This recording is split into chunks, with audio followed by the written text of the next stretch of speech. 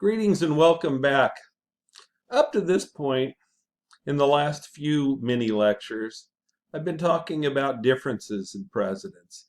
In the last lecture, I talked about differences in the way in which presidents have organized their staffs, whether it be the competitive model of Franklin Roosevelt, the formalistic or hierarchical model of Eisenhower, or the collegial model of Kennedy. In this mini lecture, I want to turn away from presidents as people, which has been the focus up to this point, to the presidency as an institution. And so here in your notes, you see the president and the Constitution. Keep in mind that in Philadelphia in 1787, the founding fathers did not have any working models of the presidency whatsoever. So the presidency is an American invention. There were a couple of things that the founding fathers had in mind, and most notably, they believed they were writing a job description for a friend.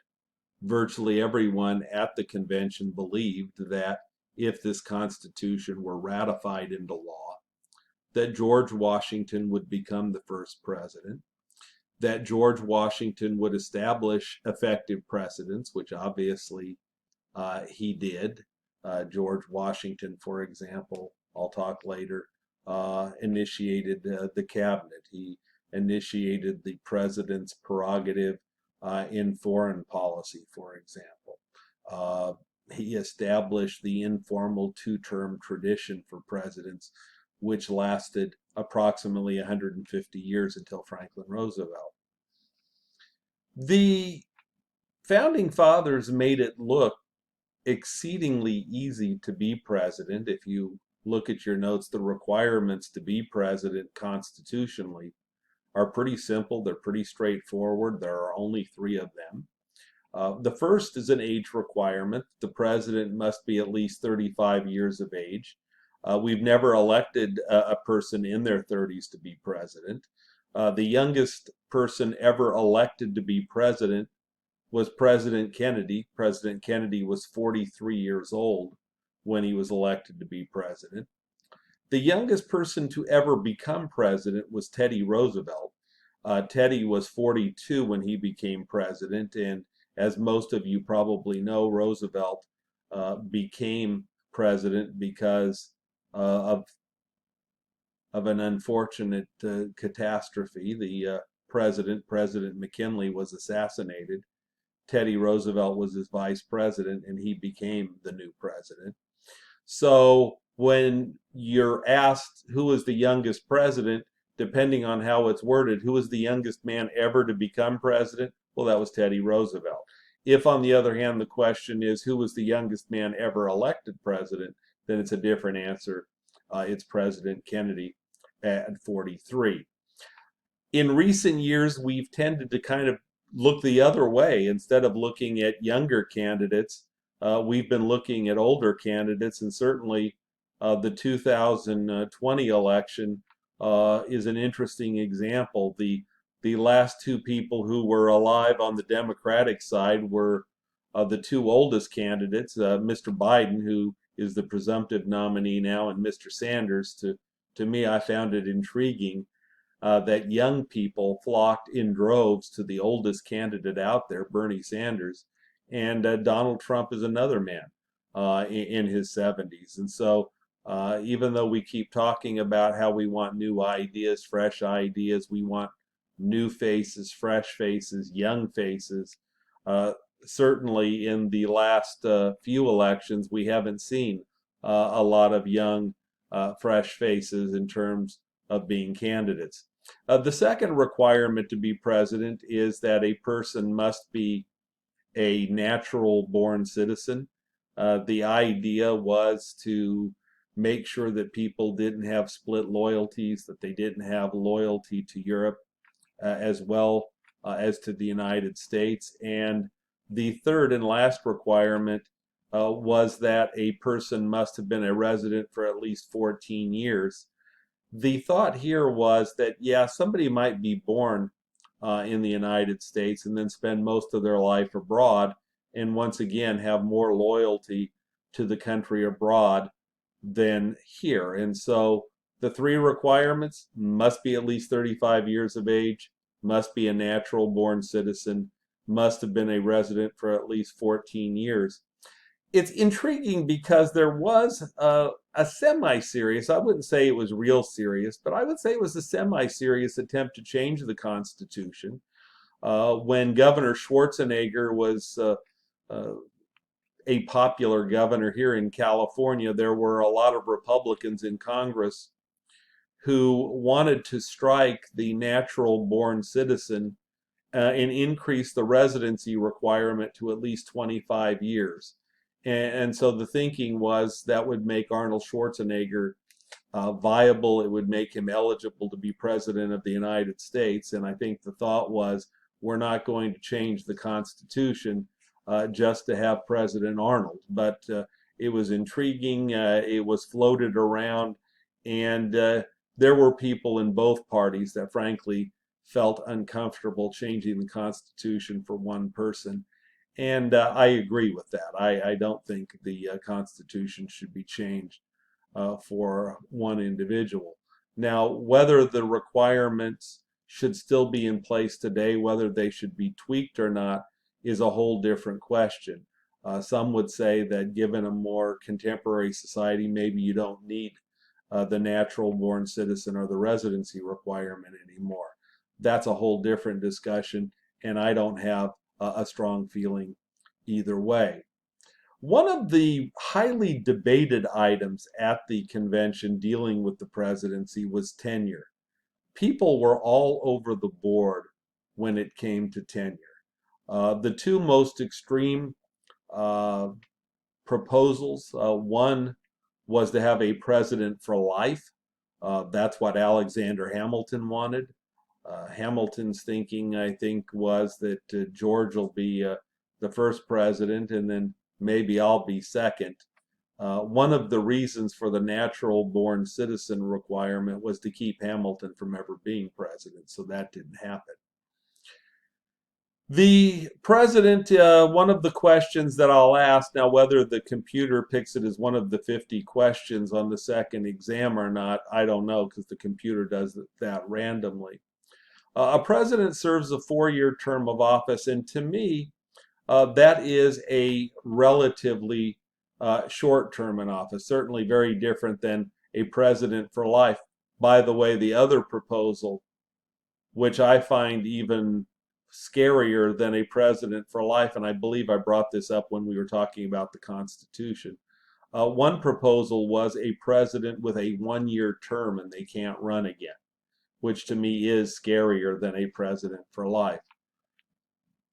Tenure is a great example of how both sides were given something. And I talked about how in compromise after compromise after compromise, we have people who have two very contrarian views, and yet they are able to come together. They're able to negotiate and bargain and compromise and come up with a deal where they each get something out of it. And tenure is a great example of this.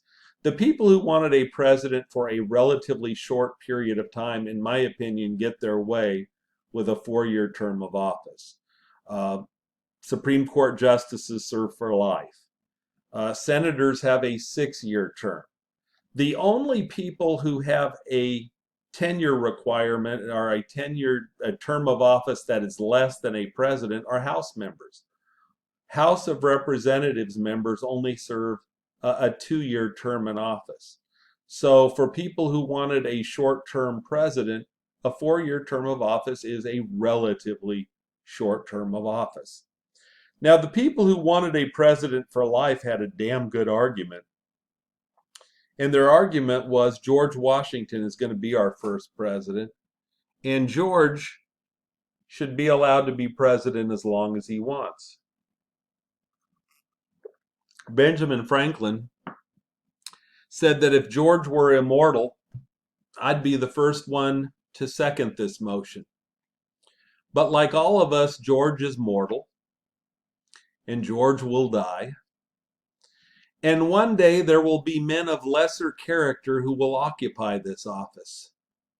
and we must have a mechanism to replace these men of lesser character when they occupy this office. And so for the people who wanted a long term of office, what they got was originally no term limits. So presidents could serve a 4-year term of office, and you see, that way George Washington could still be president for life. Now, George didn't want to be president for life.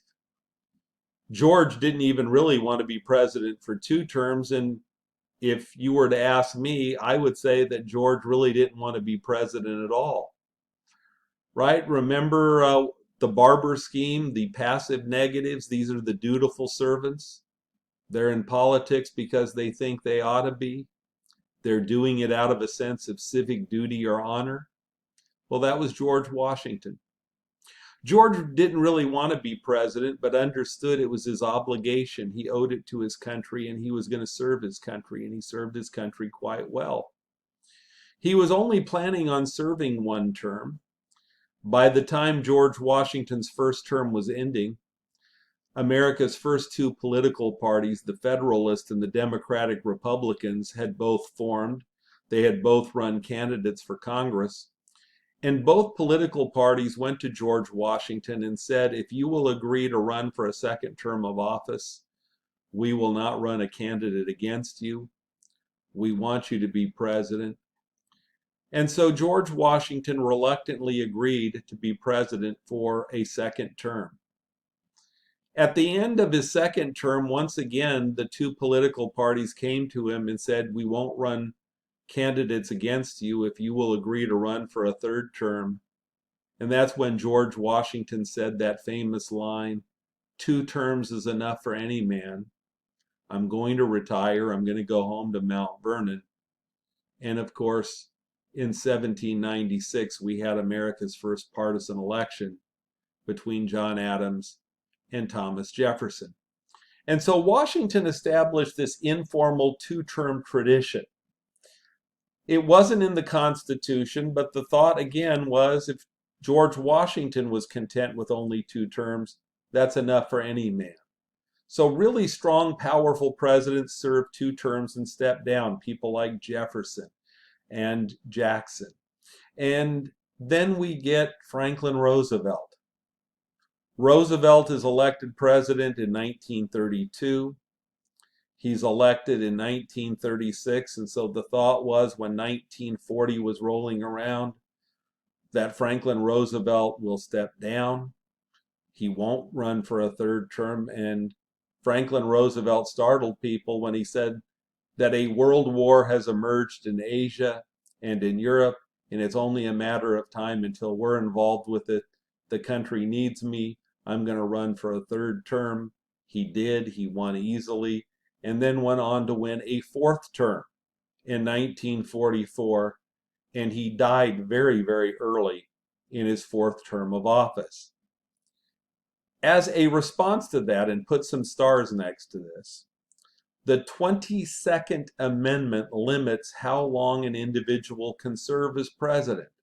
So if you take a look at the 22nd Amendment, it limits a president to 2 terms or up to 10 years in office. And of course, a president could be president for 10 years if something unfortunate happened to his predecessor. For example, if a president were to die in office, like President Kennedy did. Lyndon Johnson inherited a little bit more than 1 year of Kennedy's term, 14 months. Johnson then won his own term. So Lyndon Johnson was president a little over 5 years.